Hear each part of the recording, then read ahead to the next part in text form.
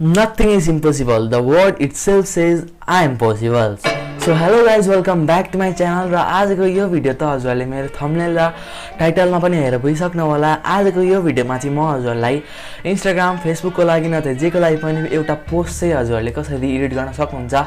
फोटोशपमा, त्यसको आज यो भिडियो हुनेछ। सो गाइज हजुरले चाहिँ म पोस्टहरु चाहिँ कस्तो कस्तो हुनेछ हजुरले म देखाइदिहाल्छु है। मेरो चाहिँ यो इन्स्टाग्राम अकाउन्ट हो, यहाँ पेज हो, यो एउटा मोटिभेसन ब्रोज भन्ने यो मेरो एउटा इन्स्टाग्राम पेज हो। हजुरले यसलाई फलो पनि गर्न सक्नुहुन्छ है गएर।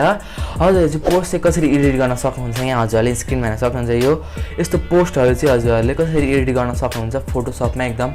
प्रोफेसनल तरिकाले। सो गाइज हेर्न सक्नुहुन्छ यस्तो पोस्टहरु चाहिँ हजुरले कसरी एडिट गर्न सक्नुहुन्छ है।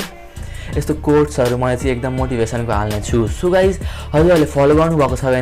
भने हजुरले गएर फलो गरिदिनु होला र मेरो अर्को मेन अकाउन्टलाई पनि फलो गरिदिनु होला, इन्स्टाग्राममा नै छ। सो गाइज आजको यो भिडियोलाई चाहिँ अब सिधै सुरु गर्दिम। So let's get started.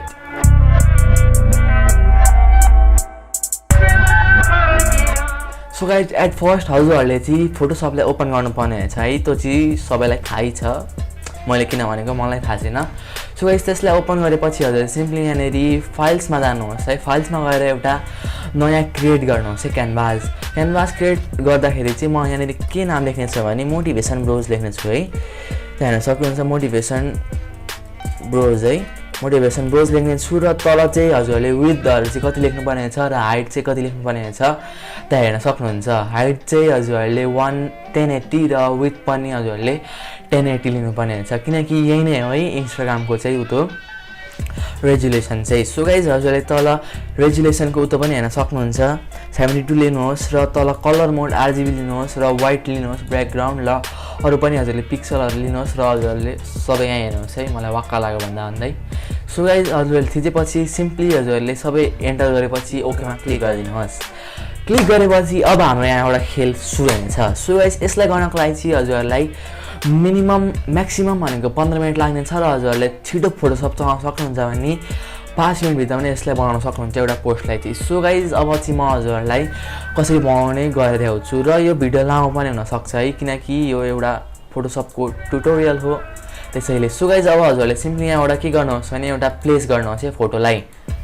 Place गर्नुहोस् र फाइलमा थिचेर प्लेसमा क्लिक गर्नुहोस् र हजुरले यहाँनेरिबाट एउटा फोटो जुन म एउटा गर्नेछु अहिले हेर्न सक्नुहुन्छ। एउटा फोटो सेलेक्ट गर्छु भने कहाँ गयो।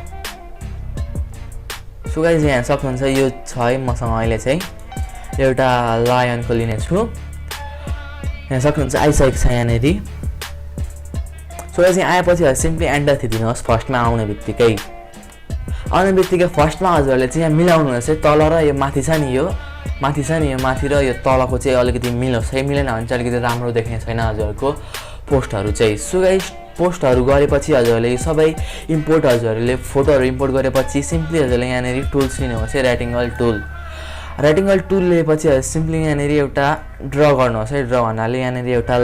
रेक्टेंगल जस्तै यतिको लागि स्पेसको लागि ठाउँ बनाइदिनुहोस्। ठाउँ बनाएपछि सिम्पली यसलाई क्लिक गर्नुहोस्। त्यो रेक्टेंगल लेखेको छ नि त्यसलाई सिम्पली यसरी खोल्नुहोस्। खोलेपछि हजुरले जुन पनि कलर है लिन भन्छ, जस्तै कि अहिलेको लागि चाहिँ म कुन लिम भने नि अहिले यहाँ हजुरको हिसाबले लिन सक्नुहुन्छ। यो चाहिँ मैले जे लिए हजुरले त्यही लिनुपर्ने भन्ने छैन, हजुरको मर्जीले लिँदा हुन्छ। सो गाइज गरेपछि सिम्पली ओके थिचिदिनुहोस्। ओके थिचेपछि सिम्पली यसलाई फेरि के गर्नुहोस् भने नि यसलाई यो लेयरलाई सेलेक्ट गरिराखेर कन्ट्रोल+J गरिदिनुहोस्। कन्ट्रोल+J गर्दा चाहिँ यसको कपी हुनेछ र यसलाई यहाँनेरि अर्को बनिनेछ नि फर्स्टलाई सेलेक्ट गरेर कपीलाई सेलेक्ट गरेर सिम्पली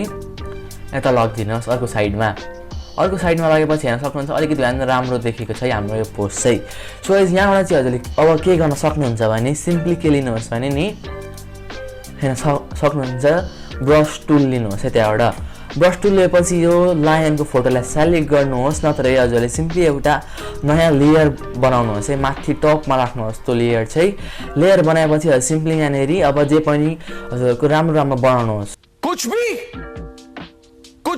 सो गाइज यसलाई हजुरले यहाँबाट ठुलो र सानो पनि पार्न सक्नुहुन्छ यो ब्रसलाई। सो गाइज ठुलो र सानो पार्न सक्नुहुन्छ र हजुरले ब्र्याकेट की है त्यहाँनेर हेर्न सक्नुहुन्छ। किबोर्डमा हुन्छ नि ब्र्याकेट की, त्यो स्मल ब्र्याकेट कर्ली ब्र्याकेटहरु हुन्छ नि त्यो कीमा थिचेर हजुरले ठुलो र सानो पनि बनाउन सक्नुहुन्छ। र अहिलेको लागि चाहिँ के लिउँ भने अहिलेको लागि म ब्ल्याक लिनेछु है ब्ल्याक लिनेछु र कलर अलिकति यस्तो स्याडहरू गर्ने छु यसको माथि हेर्न सक्नुहुन्छ अलिकति राम्रो देखिँदैछ भनेर सही हेर्न सक्नुहुन्छ अलिअलि यस्तो गर्नेछु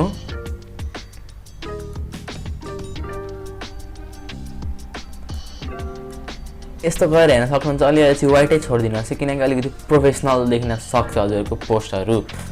नत्र अलिकति यता यसरी गर्न सक्नुहुन्छ हजुरहरूले अलिअलि चाहिँ व्हाइट होस् यस हेर्न सक्नुहुन्छ अलिकति भए पनि राम्रो देखेको छ यो हाम्रो पोस्ट सो गाइज अरूबाट यहाँबाट हजुरहरूले चाहिँ के इम्पोर्ट गर्न मन छ जे पनि इम्पोर्ट गर्न सक्नुहुन्छ जस्तै कि हजुरको यहाँनिर लोगो लगाउन मन छ भने यहाँ हजुरहरूले अगाडिदेखि लोगो पनि इम्पोर्ट गर्न सक्नुहुन्छ र अब चाहिँ म हजुरहरूलाई यहाँनिर टेक्स्टहरू एड गरेर देखाउँदैछु सिम्पली हजुरहरूले यहाँ टेक्स्टमा जानुहोस् टेक्स्टमा क्लिक गरेपछि सिम्पली यहाँ होरिजोन्टल टाइप टुलमा हजुर सिम्पली क्लिक गर्नुहोस् र यहाँबाट हजुर सिम्पली के लेख्न मन छ है हजुरहरूलाई जस्तै कि म अहिलेको लागि के लेख्छु भने नथिङ इज इम्पोसिबल लेख्छु है nothing is impossible nothing is impossible लेखेर हजुर सिम्पली यसलाई सेलेक्ट गर्नुहोस् र त्यो मुभ टुललाई सेलेक्ट गर्नुहोस् र सिम्पली कन्ट्रोल+T थिच्नुहोस् कन्ट्रोल+T थिचेर सिफ्ट थिचेर है हजुरहरूले यसलाई ठुलो पार्नुहोस् है यसरी ठुलो पार्नुहोस् अलिक धेरै नै ठुलो भयो सिम्पली यसरी ठुलो पार्नुहोस् यसलाई हेर्न सक्नुहुन्छ त्यो ठुलो पारेपछि हजुरहरूले सिम्पली अब के गर्न सक्नुहुन्छ भने अलिक धेरै नै ठुलो यसलाई मिलाइहाल्छु म नथिङ इज इम्पोसिबल र अरू पनि थप्नु पर्यो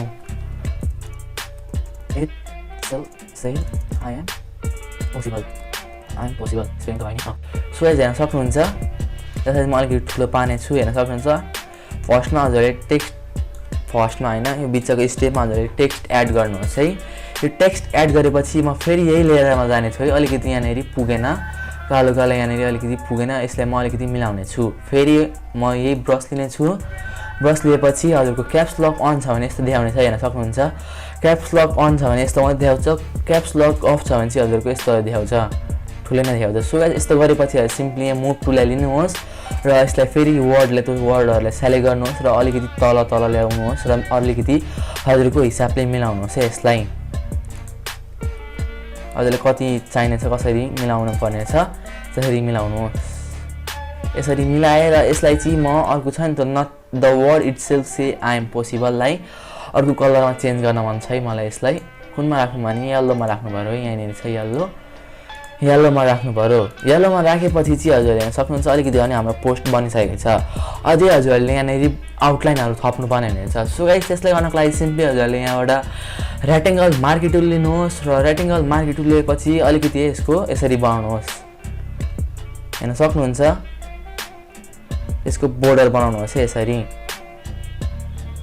अलिकति यस्तो भयो भने चाहिँ राम्रो देखिन्छ यो बोर्डर बनाएपछि हजुरहरूले अलिकति मिल्ने छैन